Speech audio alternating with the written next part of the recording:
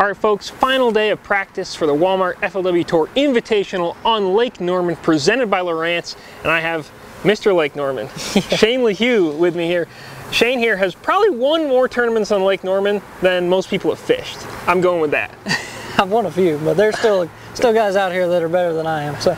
Okay, well, I like the modesty. I am very confident this week, but you are, I guess, maybe a little bit less so. Can you tell me how the lake is behaving? Yeah, honestly, it's a little different right now. I'm not really sure if it's just the water levels coming down a little bit every day, which for the way I like to fish, that's never a good thing usually. It may pull some fish back out into some of those brush piles and stuff like that, but there's going to be guys catch them doing everything. I mean, there's going to be top water bite, there'll be a jig bite, there'll be some swim bait bite, drop shot, shaky head. I mean, that's a good thing about Lake Norman, is you can do a little bit of everything. Yeah. But I think to win, the majority of the bigger fish are going to be caught shallower, just from what I've seen.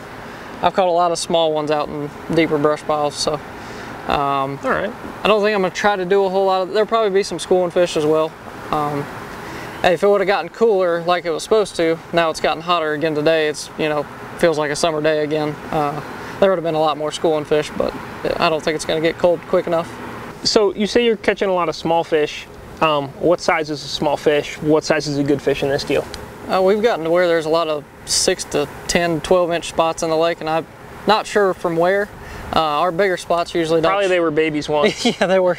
They probably got spawned out one time, and but no, they're. I don't know why, but they've taken over those brush piles. There'll be hundreds of them in one little tiny brush pile, and really? they'll take over. But so I don't know if that'll play too much. There will be fish caught in brush, obviously, and there will be some big ones, but you're gonna have to run the right brush to get those right bites, I think. All right, and then a big one in this tournament, you're looking at like a 3-pounder, 3.5, and is it guys putting together 4 of those and a 2 to win this thing, you think? I think 13.5 a day will probably be pretty strong. I would say that'll be flirting with the win.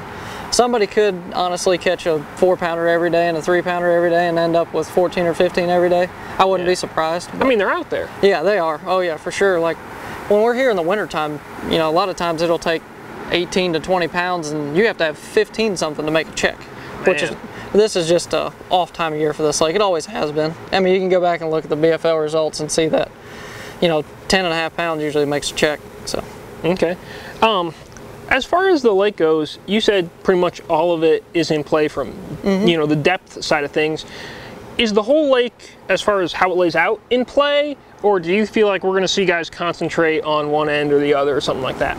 No, I think the whole lake's in play. I'm honestly probably going to run from where we put in to 5 or 6 miles north of the 150 bridge. That'll be where I plan on fishing, and that's a lot of water to cover. But there'll be guys that'll stick it out in an area, and I think that could be the thing that hurts me the most, is having so much knowledge of the lake, running around all over the place. I could hurt myself. And a guy that picks the same area and gets in a groove and figures out what they're doing in that one little area, he could be the guy that wins it. All right. Have you ever fished a 3-day tournament on Norman before? Because if you're fishing the final day, that's what this is. Yeah, a Bassmaster Open 2 years ago in October. All right. How'd you do? I think I finished 4th, I think. All right. I think Andy Montgomery won, so. He's pretty good here. Yeah, big surprise there. All right, well, Shane, I tell you what, good luck out there. I look to see you improve on that. Thank you, man, I appreciate it. All righty, next man up, David Dudley. David, how's Norman treating you? I hear it's good. Norman is, you know what, after these 3 days of practice, I'm gonna have to put Norman in probably the top 3 lakes I'd go to. This lake has got lots of fish in it. They're always biting. Here we are in September and they're biting like crazy. And if anybody tells you different, they're fooling you, because they are biting. I mean, here we are, 2nd week of September, and you know, I've had probably 40 to 50 bites every day and not even trying. That doesn't mean I'm gonna win it and I'm slaughtered. No, it's just lots of fish, lots of fun, lots of bites, and it's a fun time. Alrighty. What kind of quality bites are you seeing here? Because that, to me, I kind of expected a lot of bites, but it's that getting up there is maybe the trick. It is. You know, each day, yesterday and today, I've had a 4.5 pounder. So you mix it, if I get one you know, it's kind of reminds me of Okeechobee. Okeechobee is lots of identical fish, but then you get that 1 8-pounder, and then you come in and you're like 18 pounds 9 ounces. Well, you didn't have all twins, so I think that's what's going to happen here. Is there's going to be, you know, a lot of people who get that 4.5-pound bite mixed in with those 1 3/4, 2-pounders, and they're going to come in with looks like a good weight, but it was really a good bite that made their. So that's what it's going to come down to. All right, and you haven't really figured out any way to kind of dial in on getting that bite. It's just you got to fish. Yeah, I had to pinpoint, say, a 4-pounder here is really hard to do, because it's like, you know, I've caught one up underneath a dock and then one randomly on some, you know, a steep drop, and so it's to pinpoint big ones on this lake is really hard. It's a numbers game. You know, I've always said the more fish you catch, the better chance you have of catching a big one. So it's set the hook, set the hook, set the hook, keep setting the hook, and hopefully you're going to get one of those. Run into the right one. Yep, hopefully. Alrighty.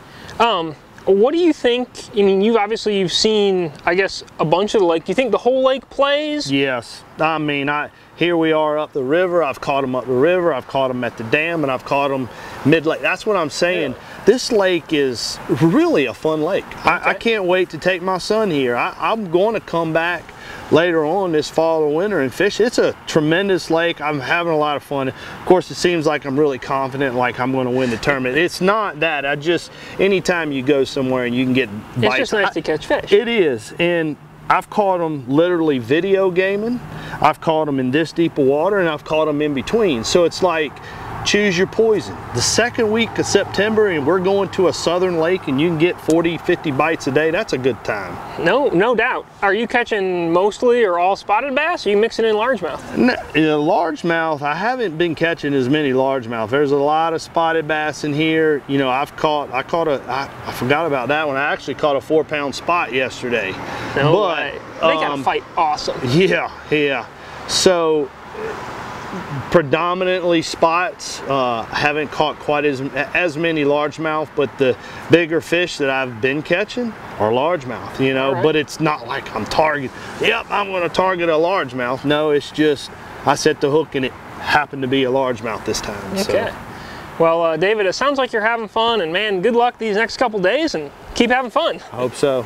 All right, we're closing it out now with the one and only, the mouth of the South. Oh, Wesley Strader. The mouth of the South. That's what Luke Duncan says. Yeah. I don't know. I'm testing it out. Oh, Fuzzy Chinny, he ain't got much room to talk. You know what I mean? Cause he's pretty chatty Cathy himself. You know what I mean? So I can understand that. Yeah. All right. Well, Wesley, I've got conflicting reports today. I've got Shane Lehew saying it's tough. I've got David Dudley saying he's catching 40 fish a day. What's the story? I'm in the boat with David Dudley. I can catch 40 a day, but they're not keepers. They're like 13. I didn't realize how many fish this lake had in it. I mean, that's just it's unbelievable how many just sheer numbers of bass it has in the lake. But it's you know, it's a little bit more difficult to catch I want to say a 2-pounder. You know, because that's what it's going to take. It's going to take 2-pounders plus. You know, I'm saying around 12 to 13 a day to make the cut, and that's really hard to do. So, I mean, you can get 8 or 9, but to get to that 12 to 13, it's pretty difficult.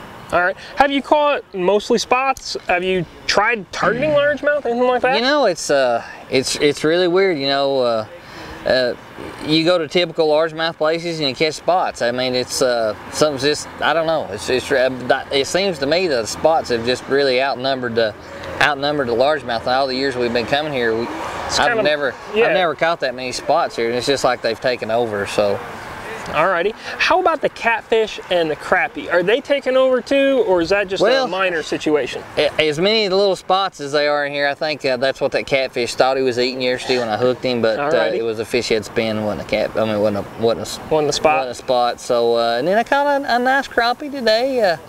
I thought about cutting the sides out of him, but I didn't. I let him go free. So he probably appreciated that. Yeah, he probably did. I think some of those fish that I'm seeing out there down deep on the Lawrence grass actually could be crappie, but you know, you catch quite a few number of bass in there with them. So, but there's a ton of fish out there, that's for sure. Alrighty. I've kind of asked a couple people this, but do you feel like there's any one area of the lake that we're going to see a lot of action in, or is it, you know, you're catching fish everywhere? I think you'll see everybody just spread out quite a bit because this is a big place. I mean, oh, yeah. And you can hide very easily. I mean, you may go to an area and not even hardly see 1 or 2 boats all day long. That's how big it is. So, you know, I don't really know. I can't tell you that until after the first day. So we'll see. For me, they seem to be biting just a little bit better in certain areas of the lake, but you know, a lot of smaller fish in other areas of the lake. So. Okay. So I guess one other question. We've got so many docks on this lake and so many little places on it where I feel like, you know, brush pile here, brush pile there. Do you think the locals have more of an advantage than usual because there's just the vast amount, or do you think an out-of-towner like yourself can break it down enough? Well, you know, it goes to one of those things where, you know, as a local, you know, it happens to every local. He gets accustomed to fishing a certain place, a certain area, over and over and over again, and never really goes and looks for anything else. So yep. There'll be some of these guys that, you know, that's never been here this time of year. They'll find something that's off the wall and extraordinary, and the locals will be like, well, I never fished there. There's no fish there. That's you see that all the time at home. You know, people doing that. You guys coming in from out of town. So, you know, we're in one of those deals this time of year that's. You're in that transition area. You got a lot of fish that's out deep. You got a lot of fish wanting to come back shallow. You know, we're a week or 2 away from the weather getting right where it drops the water temperature and pushes all of them back up shallow and gets them set up right. So it's one of those deals because you can catch them shallow, you can catch them deep, or you can catch them in the middle. So, you know, we'll see. All right, last question. What's with the sunglasses? It's dark out. I don't know if you noticed. Well, if you can't notice, you can see that light glaring in my eyes. Jesse and that 10 million candle-watt power light on the top of that camera. I mean, I like to see when I'm driving at night, you know, after I get off the water, but with that light, I cannot see because I'll just be seeing dots. Okay, well, Wesley, safe drive back to the house tonight. Well, I can. It's because I got my good typhoon sunglasses on, see, because it didn't block my eyes. All right, I like it, man. Good luck. Thank you, buddy.